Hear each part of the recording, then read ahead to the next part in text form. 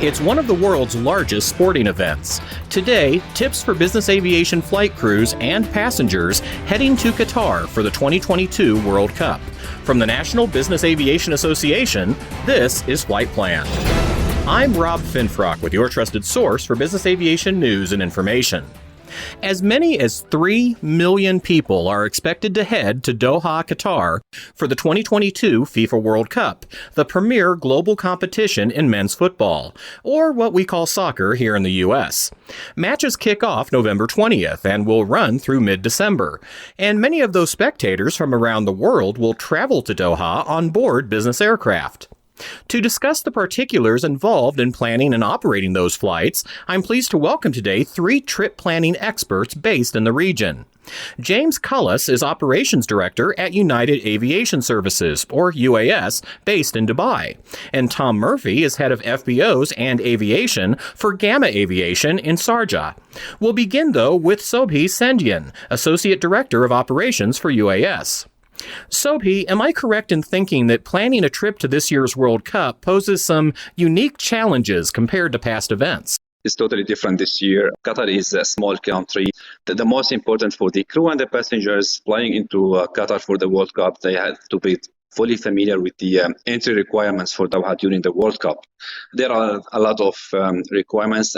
Because apparently no one will be allowed to enter Doha or Qatar unless they have a confirmed ticket for the World Cup. And they should be having also the Haya card, and also they have to look after their vaccinations, accommodation, transportation arrangements. It's quite complex in Qatar right now because of the very limited availability of the slots and parking in Doha. So any operator who's going to fly to Doha, they are only allowed to stay maximum like 60 minutes on the ground. Talking about the general aviation. The operator, they will have to be deciding on where they want to have their aircraft parked. They can have only drop the passenger in Doha and have to fly in maximum 60 minutes for parking in nearby airports. Also, they have to consider the hotels in Doha, because apparently the hotels in Doha are very limited and I think it's almost like fully booked by now for the World Cup. So if the passenger did not make any accommodation plans, they should maybe consider flying to the UAE or to nearby cities and maybe take daily flights for the matches they want to attend. A crew also should be very familiar with the slot restrictions in Qatar during the World Cup. There are like severe restrictions and penalties in case of any slot misuse or any last-minute cancellations. These penalties may come up to $30,000. Tom, it sounds like failure to plan ahead could get expensive very quickly. Yeah, so really just to echo what Subi said, particularly with the hotels, I actually had a look earlier. There is availability, but you're looking at least around $1,000 per night. So very limited on options there. But I think what's crucial is for operators, crew, brokers, trip support companies explain to the passengers and their clients exactly what the restrictions are and exactly what the penalties are, so that there's absolute clarity on the risks of that. For example, slot violations comes with a $5,000 fine. And that may not be the customer's fault. It might be a delay at an FBO. They might not have been able to have got fuel at their origin, but that in turn delays them for their arrival in Qatar. So these are the sort of things that have to be very clear to the client. James, going back to the 60-minute restriction in Doha, that sure doesn't sound like a lot of time to drop passengers. What Qatar have done is a couple of years ago, they moved to their new international airport known as Hamad International Airport, where all of the commercial traffic for all airlines goes. But in order to accommodate the increased capacity, they've actually reopened the old airport called Doha International Airport, or DIA. So they've currently opened that regionally to accept passengers and aircraft on the kind of trial basis to make sure the functionality of the airport is still there. I know that Fly Dubai have started operations into DIA now, and when the World Cup begins in earnest, most general aviation traffic will be fed into DIA and commercial traffic will be maintained at the new airport, HIA.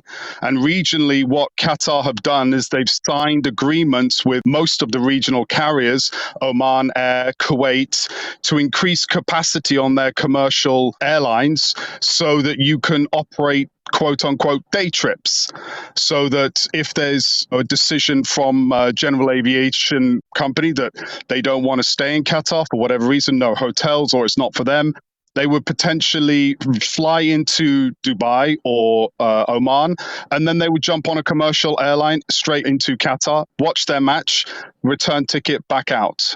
That's a pretty impressive level of foresight, especially in recognizing the need for that second airport. 100%. And they've only got one handler. There's not going to be a choice. It's a monopoly.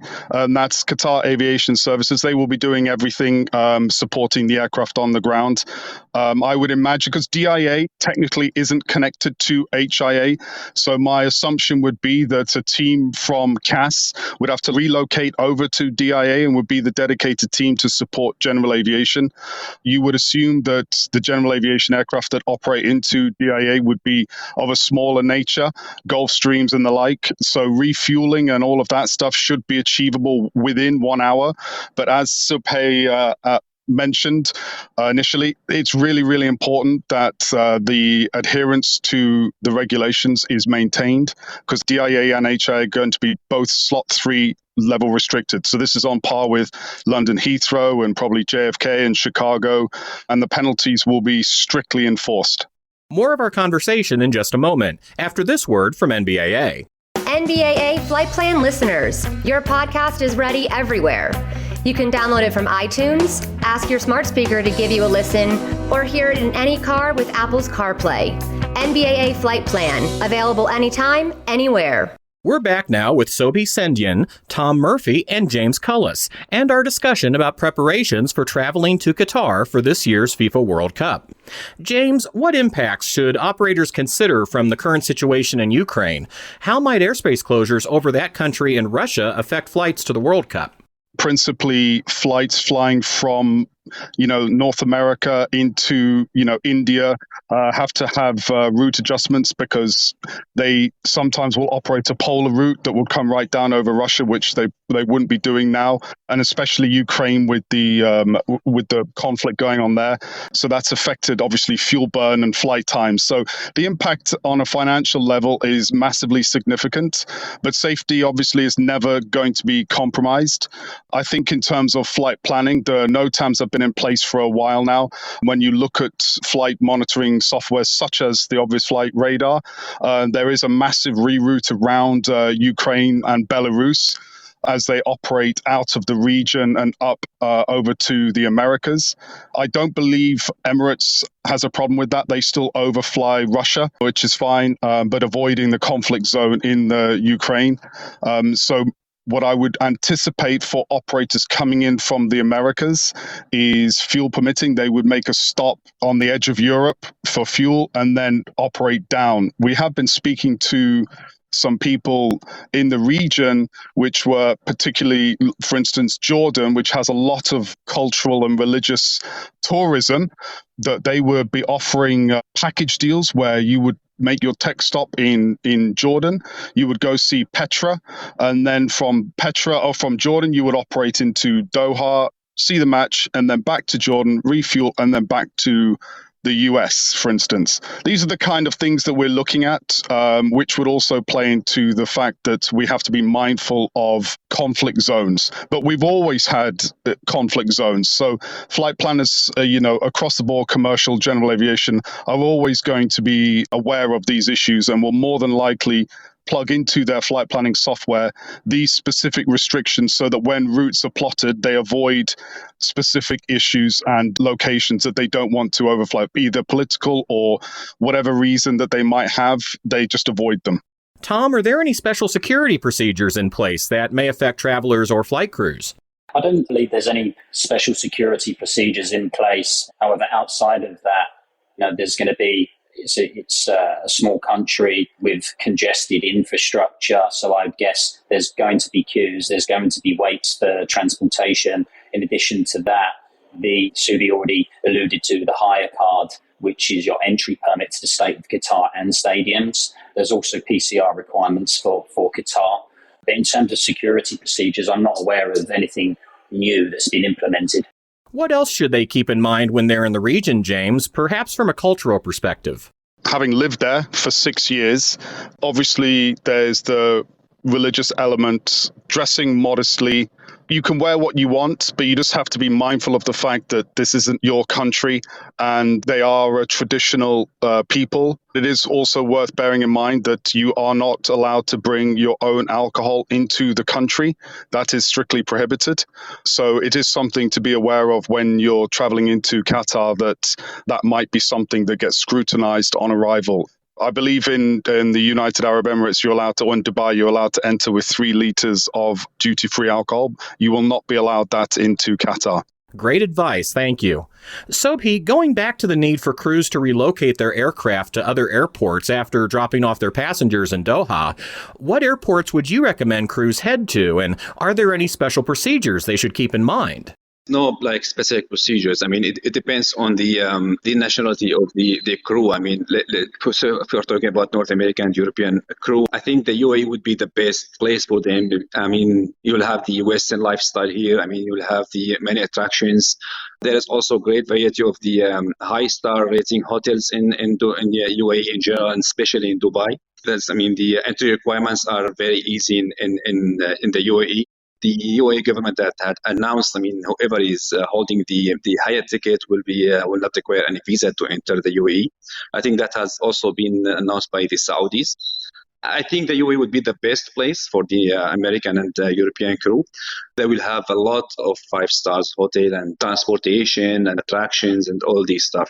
We're not just saying that because we live here, to be honest. When I compare the two, Dubai against Qatar, when you've got general aviation, private flights operating into the region, the assumption would be that the standard has to be of a certain level.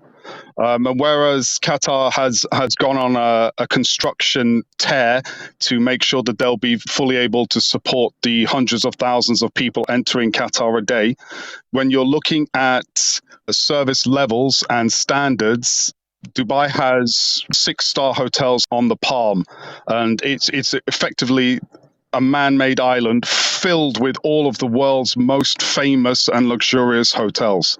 So what the UAE government is announcing and promoting is that exact thing. Come to Dubai, visit Qatar, but stay here. You've got the world's tallest building. You've got a man-made island full of 5-star hotels. And so on days where you're not going to matches, you can be in Dubai and then just jump on a shuttle for your World Cup experience. Tom? Just to add to that, the UAE have also got a number of fan zones throughout the country. So when travellers are in the UAE, not on a match day in Qatar, they've still got numerous places to go to view and enjoy the matches. And as James said, just a countless amount of hotels and restaurants.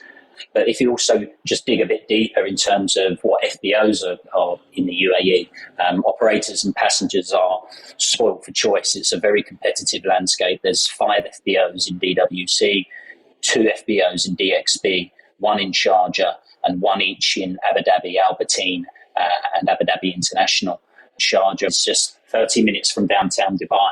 I feel it's a great solution for this scenario, because if we think about what's really key whilst operating during the World Cup, you have to be on time for your slot in Qatar. So Sharjah, it's a less congested airport, 0 slot restrictions and a 6-minute taxi time. So, I feel that's a huge incentive for any travellers making their way to the tournament.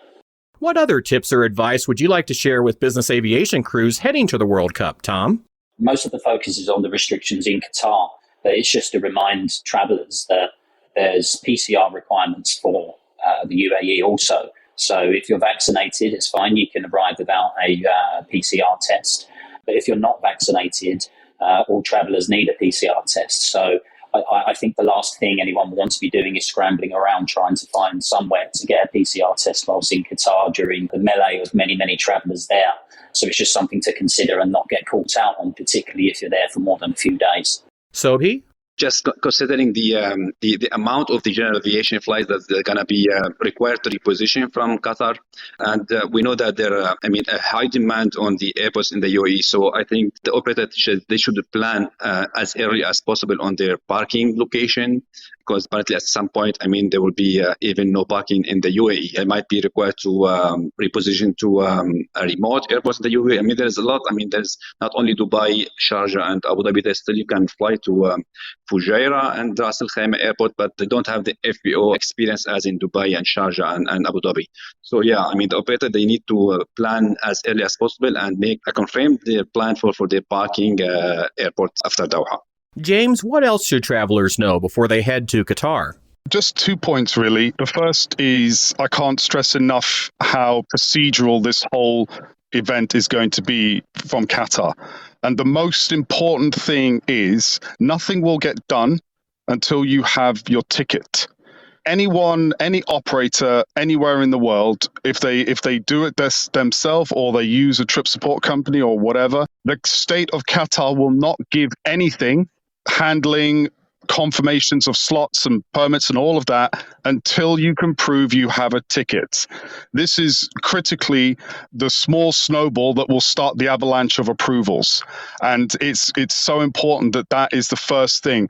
As an ITP, we can't start making inquiries and start booking processes with all of the authorities in Qatar until we know that a confirmed ticket by a person who's actually going to go has been received. So I might have overstressed it, but I believe I've not stressed it enough. It's that important, and they've been that vocal about that. On a lighter note, most people from the Americas may not come to this region ever again. They're coming for football, but take advantage of the opportunity of coming to a region that you may have never experienced and may never experience again. It's not something that you can describe. It's a very unique place to live and work. We've all lived here for years and years and years now, and it's a very exhilarating place. There's genuinely something for everyone. If it's nightlife you're after, there's something. If it's culture you're after, it's something. There's a piece of the pie for everyone. So take advantage of it. That would be my suggestion. And as a reminder, further tips for operating to Doha, Dubai, Sharjah, and other international destinations are available at NBAA's International Flight Operations Resource at nbaa.org/INTL. And that's the latest from the National Business Aviation Association.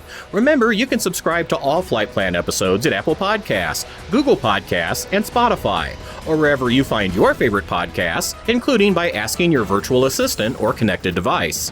Of course, you can also download Flight Plan directly from nbaa.org. I'm Rob Finfrock. Thanks for listening, and join us next time for a new episode of Flight Plan.